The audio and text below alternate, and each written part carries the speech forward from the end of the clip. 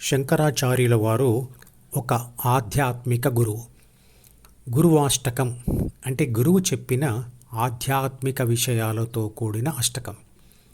ఈ గురువాష్టక శ్లోక సంపుటి యొక్క లింకును ఈ వీడియో డిస్క్రిప్షన్లో ఉంచుతున్నాను, వినండి. పైన ఉన్న చిత్రపటం గమనిస్తూ ఈ విషయాలు అర్థం చేసుకోండి.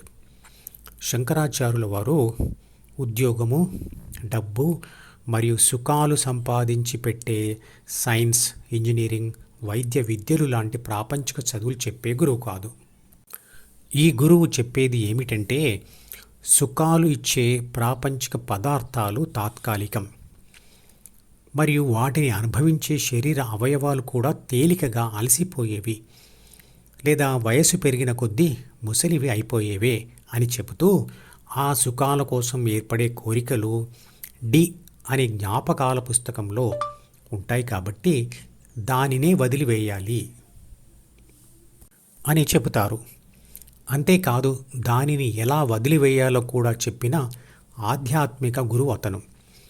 ప్రాథమిక మనసు మరియు ద్వితీయ మనసుల ఆధిపత్యంలో బానిసగా ఉన్న అతని ఆత్మ వాటి నుండి విడిపించుకొని, అంటే వాటి ఆధిపత్యంలో నుంచి తప్పించుకొని తన మీద తానే ఆధిపత్యం సంపాదించుకుంది, అంటే ఆధ్యాత్మికత సంపాదించుకుంది. కాబట్టి అతను ఆధ్యాత్మిక గురువు. తెలుగు వ్యాకరణంలో లఘువు అంటే తక్కువ సమయంలో పలికే అక్షరం మరియు గురువు అంటే అదే అక్షరాన్ని సాగదీస్తూ ఎక్కువ టైం తీసుకొని పలికేది. గురువు మరియు లఘువు అనే పదాలకు పెద్ద మరియు చిన్న అని, లేదా ఎక్కువ జ్ఞానం ఉన్నవాడు మరియు తక్కువ జ్ఞానం ఉన్నవాడు అని, లేదా నేర్పేవాడు మరియు నేర్చుకునేవాడు అని అనుకోవచ్చు. విశ్వశక్తిని అంటే పరమాత్మను గురువు అనుకుంటే ఆ పరమాత్మ వలన ఏర్పడిన ఆత్మ లఘువు అవుతుంది. లక్షణాలతో వాటి మధ్య తేడా లేకున్నా పరిమాణంలో మాత్రం తేడా ఉంటుంది. శంకరాచార్యుల వారి ఆత్మ సి అంటే అహంను మరియు డీను అంటే కోరికలతో కూడిన జ్ఞాపకాల పుస్తకమును మరియు ప్రాథమిక మనసును కూడా విడిచి పరిమాణంలో చిన్నగా ఉన్న లక్షణాలతో చూస్తే తానే విశ్వశక్తి అని గ్రహించి తానే పరమాత్మ అయిపోయింది. కాబట్టి ఇక్కడ శంకరాచార్యుల వారు అని అన్నా, విశ్వశక్తి అన్నా, పరమాత్మ అన్నా ఒకటిగానే తీసుకోవాలి. భగవద్గీత సూచించిన విధంగా ఏ వ్యక్తి అయినా, అంటే ఏబీసీ ధ్యానం చేస్తూ చేస్తూ ద్వితీయ మనసులోని డి నుండి విముక్తి పొందినప్పుడు అతను చెప్పేది ఒకే విషయం అయి ఉంటుంది, అదే ఆధ్యాత్మికత. ఈ గురువాష్టకంలో కూడా అదే విషయం విభిన్నంగా చెప్పబడింది అంతే. ఇవన్నీ విని చదివి ఆనందిస్తే సరిపోదు. ధ్యానంను ఆచరణలో పెట్టకపోతే ఇవన్నీ తెలుసుకున్న వ్యర్థమే. శ్లోకం 1లో గురువు మనల్ని అడుగుతున్నారు, అందమైన శరీరం, భార్య, కీర్తి, ధనము ఉన్న గురువు యొక్క పాద పద్మములందు మనసు లగ్నము కానిచో ఏమి లాభం అని. ఇంతకుముందే అనుకున్నాం గురువు అంటే పరమాత్మ అని. అంటే శిష్యుడు తన యొక్క మనసుని పరమాత్మ పాద పద్మముల మీద ధ్యాస పెట్టలేకపోతే ఏం లాభం అంటున్నాడు. నిజానికి మనసు అంటే పుస్తకం మాత్రమే. మనసు అనే పుస్తకం దేని మీదైనా ధ్యాస పెట్టగలదా అంటే పెట్టలేదు. ప్రాథమిక మనసును చదివి అహం పట్టుకున్న ఆత్మయే ద్వితీయ మనసులోని జి అంటే ధ్యాన కోరిక ద్వారా గురువు యొక్క పాద పద్మముల మీద ధ్యాస పెట్టగలదు. పరమాత్మ యొక్క పాద పద్మాలు ఎక్కడ ఉంటాయి? హెచ్ అంటే హృదయం వెనకాల ఉంటాయి.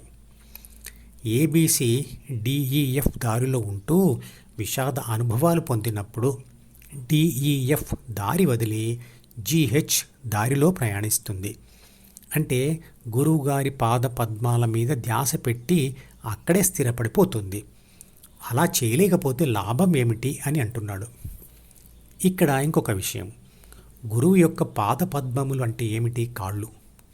మనిషిలో అత్యంత విలువైనది ముఖం. ఒక చర్మం తప్ప మిగతా అన్ని జ్ఞానేంద్రియాలు తలలోనే ఉన్నాయి. అంతేకాదు మనిషి జ్ఞానం ఉండేది మెదడులో, అంటే తలలో.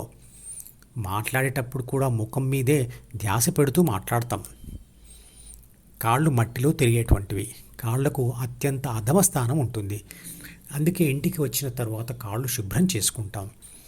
కాళ్ళకు వేసుకున్న చెప్పులు కూడా బయటే విడిచిపెడతాం. అటువంటి కాళ్ళకు దండం పెట్టడం ఏమిటి? పెడితే నమస్కారం అతని ముఖానికి పెట్టాలి కదా. అంటే ఇది నేర్పించే వాడి జ్ఞానంతో పోలిస్తే నేర్చుకునే వాడి జ్ఞానం ఎక్కడుందో చెప్పే ఒక సింబాలిక్ రిప్రజెంటేషన్, అంటే ఒక పోలిక మాత్రమే. కాళ్లకు దండం పెట్టడం అంటే నేర్చుకునేవాడు నేర్పించే వాడి ముందు తన అజ్ఞానమును ఒప్పుకోవడానికి తెలియచేసే ఒక చిహ్నం మాత్రమే. ఇక్కడ గురువు అంటే పరమాత్మ లేదా విశ్వశక్తి అనుకున్నప్పుడు విశ్వశక్తికి కాళ్ళు ముఖం ఉంటాయా అంటే ఉండవు. దేవుడికి దండం పెడుతున్నాము అంటే దేవుడిని గురువుగా భావిస్తూ మనల్ని మనం లఘువులుగా చిత్రీకరించుకుంటున్నాము అని అర్థం. ఒక జ్ఞానికి అజ్ఞాని దండం పెడుతున్నాడు అంటే తన అజ్ఞానాన్ని ఒప్పుకుంటూ తనకు జ్ఞానాన్ని ప్రసాదించమని అడుగుతున్నట్లు. ఎత్తు మీద నుండే పల్లానికి నీళ్లు చేరుతాయి. ఖాళీగా ఉన్న బకెట్లోకి మాత్రమే నీళ్లు పట్టవచ్చు. ఒక జ్ఞానిలోని ఆధ్యాత్మిక జ్ఞానం అతను తన ద్వితీయ మనసులోని డీని అంటే ప్రాపంచిక జ్ఞానమును వదిలిపెట్టినప్పుడే వచ్చింది. అతను ఆధ్యాత్మిక ధ్యానం గురించి తప్ప మరి ఇంకే జ్ఞానం గురించి చెప్పగలడు? గురువు నుంచి అతని ఆధ్యాత్మిక జ్ఞానం తెచ్చుకునే ఆసక్తి లేకున్నా అతనికి గౌరవ సూచక నమస్కారం పెట్టాలన్నా కూడా ఆధ్యాత్మిక జ్ఞానం సంపాదించిన అతని ఆత్మకు పెట్టాలి తప్ప శరీరానికి కాదు, మనసుకు కూడా కాదు.